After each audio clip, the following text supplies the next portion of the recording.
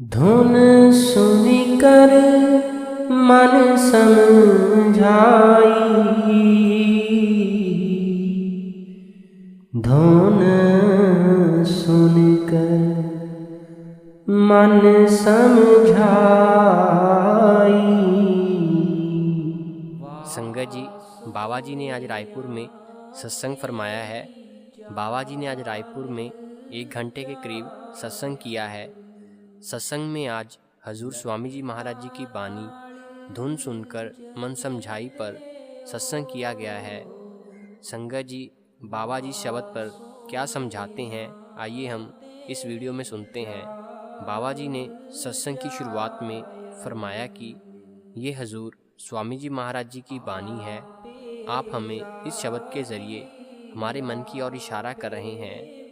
मन हमारे काबू में नहीं है, इसलिए हम जो कार्य पूरा करना चाहते हैं वो कर नहीं पा रहे। बड़े बोलते हैं कि हमारा मन भजन सिमरन में नहीं लगता, और बच्चों का सवाल होता है कि हमारा पढ़ाई में मन नहीं लगता। वो इसलिए क्योंकि हमारे मन के ऊपर इतने प्रभाव पड़े होते हैं कि उन प्रभावों के कारण हम जो करना चाहते हैं वो कर नहीं पाते। तो यहाँ पर हजूर स्वामी जी महाराज फरमा रहे हैं कि धुन सुनकर मन समझाई, कोट यतन से यह नहीं माने, धुन सुनकर मन समझाई। भाव कि हमारा मन सिर्फ शब्द की कमाई से काबू में आएगा। हम और चाहे जितने मर्जी बाहरमुखी साधन अपना लें, लेकिन हम अपने मन को काबू में नहीं कर सकते। अगर हम अपने मन के साथ ज़बरदस्ती करेंगे तो थोड़ी देर के लिए मन हमारे काबू में आ जाता है, लेकिन फिर उतनी ही तेज़ी से दोबारा उन्हीं कामों में लग जाता है। इसलिए अगर हम अपने मन पर काबू पाना चाहते हैं तो हमें नाम की कमाई करनी पड़ेगी, शब्द की कमाई करनी पड़ेगी। फिर आगे एक तुक आती है, जोगी जुगत कमावे अपनी, ज्ञानी ज्ञान कराई। इस तुक में स्वामी जी महाराज जोगियों और ज्ञान को लेकर समझाने की कोशिश कर रहे हैं। अब हम किसी को भगवे कपड़ों में देख लेते हैं तो हम सोचते हैं कि पता नहीं ये कितना बड़ा संत महात्मा है। हम तो बाहरी पहरावे को देखकर किसी के पीछे लग जाते हैं। तो गुरु साहिब हमें यहाँ समझाते हैं कि जोगना भगवी कपड़े, जोगना मैला वेश, घर बैठिया जुगत पाइए, सतगुरु का उपदेश। भाव की केवल बाहरले पहरावे को अपना लेने से कोई जोगी नहीं बन जाता।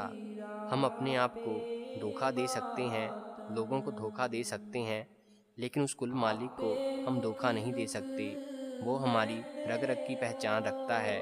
फिर हम ज्ञान को ले लें, हम जो अपने धर्म ग्रंथों को पढ़ते हैं उससे हमें ज्ञान मिलता है, लेकिन हमने उस ज्ञान को अमल में भी तो लेकर आना है। अब अगर हम सारी उम्र उस ज्ञान को लेकर बैठे रहें और अगला कदम ना उठाएं तो क्या हम अपने मुकाम को हासिल कर पाएंगे?